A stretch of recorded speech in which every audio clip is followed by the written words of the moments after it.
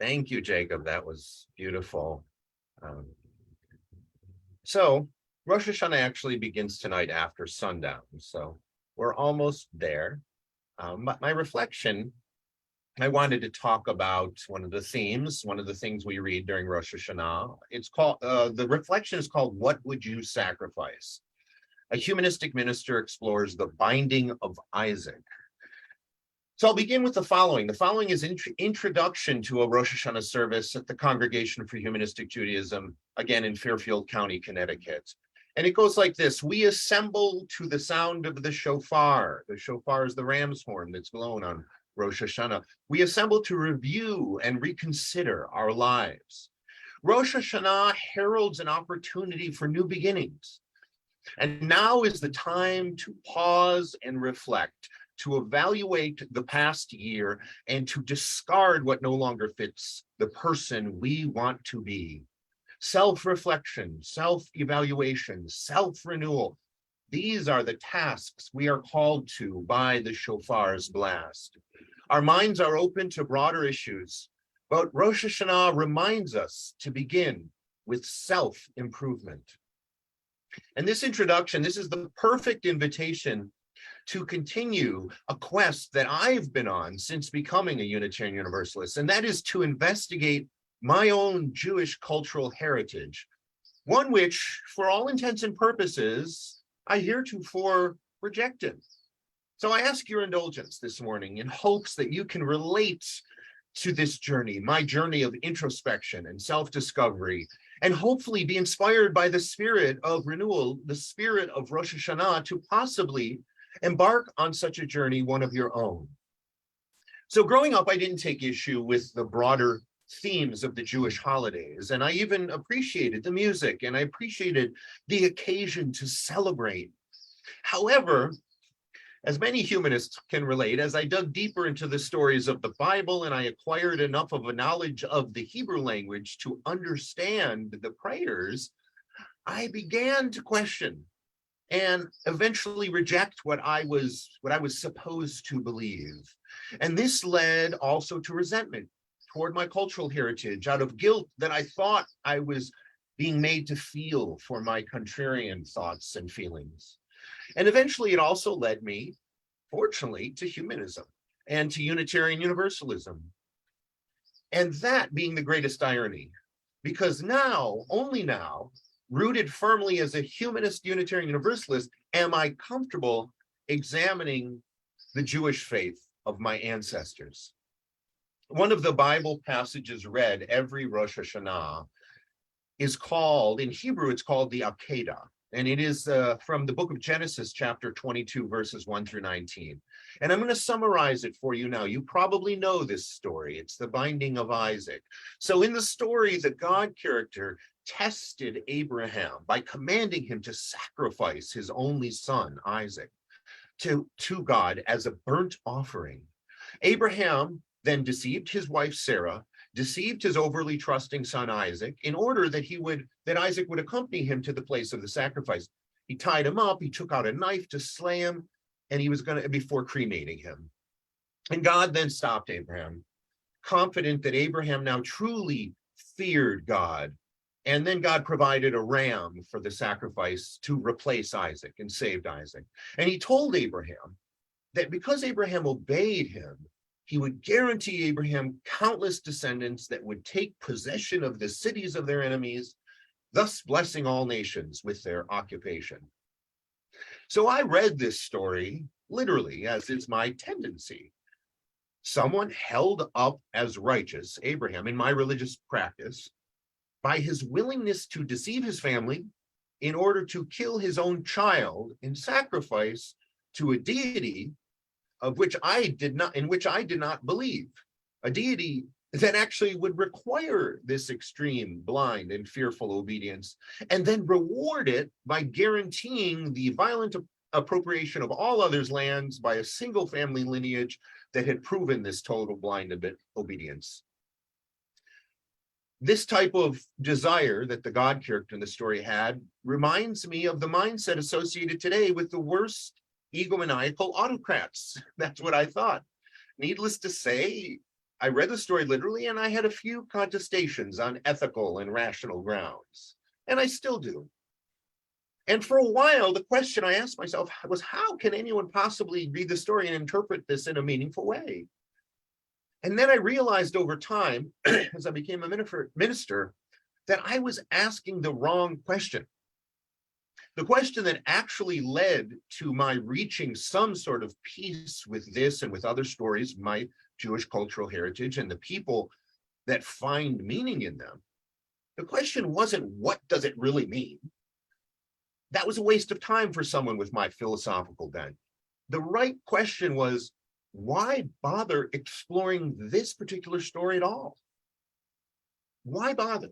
Answering that question is what truly reoriented my thinking away from just criticism and derision of anyone who believed the man-made stories and sacred texts, and reoriented my thinking toward a deference for other ways of meaning making, and into deeper relationship with those whose spiritual perspective is actually very, very dissimilar to my own.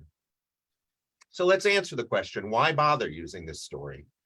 Well, first, my ancestors and even many of my living relatives are enriched by stories such as this in the Bible. So if I believe I am from a lineage of sensible, intelligent, thoughtful, and compassionate people, and I know I am, how can I dismiss them as ridiculous for finding meaning in something that I don't?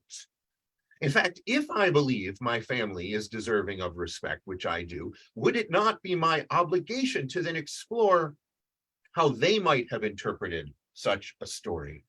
Excuse me. Further, it's not just my lineage. I don't happen to agree that Abraham populated the earth. I know, however, there are countless sensible, intelligent, thoughtful, and compassionate people of all orientations whose connection to religious dogma is also seemingly irreconcilable with my own. And if I am to be in respectful relationship and work toward mutual peace on earth, which is exactly what my humanist ideals demand of me, is it not my obligation to consider what motivates them to that same quest for peace? So, answering the question, why bother? Well, the fact is, there will never come a day when all people believe one thing, where truth is singular. Were I to live as if the world would only be a better place if everyone agreed with me or thought like me, would I not then be the fanatic I deride? And I know it's hard to believe since I'm the minister, but I'm not always right either. Excuse me. And there's one final very important reason I feel the need to understand the rationale behind meaningful connection to biblical faith. And that reason is because so many people in power, or I should misuse religious allegory in manipulative, self-serving, and often dangerous ways. A prime example is the story of the binding of Isaac itself, the one I'm talking about today. I have seen today numerous pseudo-intellectual essays that use this story of the sacrifice Abraham made of his son to justify religious support for the anti-choice position, claiming God saved Isaac, and that demonstrates his command to save all children. And they make the false equivalent of a zygote, an embryo, or a fetus to a living child, which, by the way, directly contradicts the Hebrew Bible, which says life begins after the womb is breached. They make the ridiculous comparison of abortion to child sacrifice and use this story to point out God prohibits this. They manipulate religious meaning to threaten and undermine the right of choice, the health and the very safety of women and children, which, by the way, directly contradicts the Hebrew Bible in Exodus chapter 21, which clearly assigns more value to the life of a pregnant woman than a fetus. So that is all to say, if I am not familiar with stories like the Akedah, the sacrifice of Abraham, the binding of Isaac, and if I'm uncomfortable with communicating other meanings of these stories, how can I contradict this anti-choice propaganda, for instance, that is so harmful to so many? So I began exploring the binding of Isaac. I began reading interpretations of this chapter of Genesis 22, verse 1 through 19. And what I found was very eye-opening. First of all, historically, I had some water, which is the lens through which, historically, is the lens through which I often think about biblical narrative.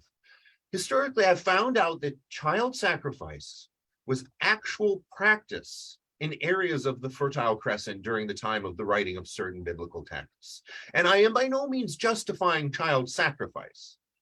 However, in a paper by many academics from many renowned institutions across the globe, including such as Dr. Josephine Quinn of the prestigious Oxford University Faculty of Classics, in this paper they wrote, perhaps it was a research paper, they wrote, perhaps it was out of profound religious piety, or a sense that the good the sacrifice could bring the family or community as a whole outweighed the life of the child. Now, we have to remember the high level of mortality among children. It would have been sensible for parents not to get too attached to a child that likely wouldn't make its first birthday. We think of it today as a slander because we view it in our own terms. But people looked at it differently 2,500 years ago. And further, bringing it into the modern era in 2022, how differently do we really look at child sacrifice, even if not in name, even if we don't call it that? In the 20th century, how many parents proudly supported their children's participation in even the bloodiest of wars, essentially sacrificing them for the sake of what they considered divine, for divine liberty, for divine freedom, knowing going off to war they might likely die for the sake of the greater good? How many people righteously make the difficult choice of not having children of their own at all for the sake of what they consider divine, the survival of the planet, saving it from the disaster that will come from overpopulation? So if people in ancient Canaan, when the mortality rate of children was almost insurmountably high, if these people who truly believed the life of their child would be meaningful as a savior of humanity, how much can we actually criticize that determination? That was one thing I began to think about. I also read many interpretations of the text. There's so many different interpretations of this text. No one is reading it literally. Some framed it not as blind obedience, but as a test of trust after Abraham had shown a lack of trust. God was testing his trust, not his obedience. You can also see this story as a game of chicken. This is how I see it, where Abraham never planned to sacrifice, but Abraham's testing God. Will you do it? Will you won't? Will you do it? Will you save him? There are interpretations that talk about balancing the needs of home versus community, as I mentioned, with regard to saving humanity, community, by giving up what is close to us, home. Some talked about negotiating dual commitments to humanity and to God. Others talked about the balance between autonomy and heteronomy in the covenantal relationship, where there is a need sometimes to submit, as Abraham did then, and sometimes to challenge, as Abraham did later in the same Torah portion when he argues with God. Some talked about the Torah as being accretively developed, it's called, where the story is rewritten constantly to make it relevant to new generations. And so God didn't save Isaac in the original, and people change the Torah, say he did. There's a humanistic Jewish words, the words of Rabbi Peter Schweitzer, humanistic Jew, whom it is important to identify culturally as Jewish.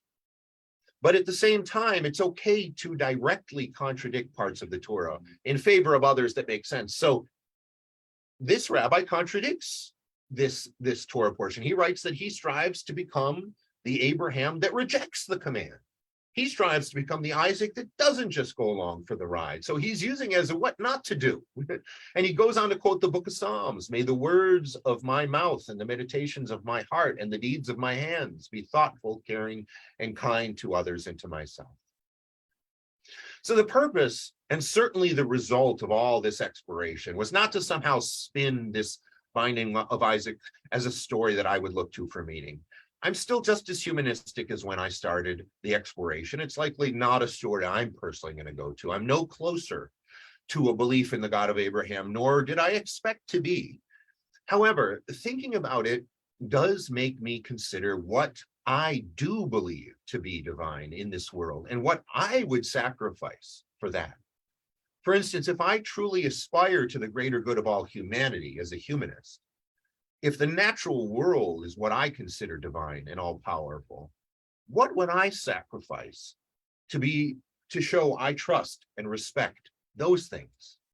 Now, I would never give up a child, but what about my privilege? Could I sacrifice that? My comfort? Could I sacrifice that? My safety in taking on challenges that would put me or my family in peril to ultimately save humankind, save the planet, things I hold divine. So forget child sacrifice. I cling to so many unnecessary and unacceptable things simply out of comfort and routine that I could sacrifice for the human divine. I'll read again the introduction to the Rosh Hashanah service that I read, a little piece of it. Rosh Hashanah heralds an opportunity for new beginnings, for self-reflection, for self-evaluation, for self-renewal. These are the tasks we are called to by the shofar's blast. And our minds are open to broader issues, but Rosh Hashanah reminds us to begin with self-improvement. And I respect this invitation of the Jewish New Year. We start after midnight tonight, to examine my own offenses and seriously consider what I would sacrifice to make meaningful reparations and meaningful change going forward. To respect and trust what I feel is divine, the earth, humanity. And in conclusion, I would ask humbly that you consider, what would you sacrifice for your divine?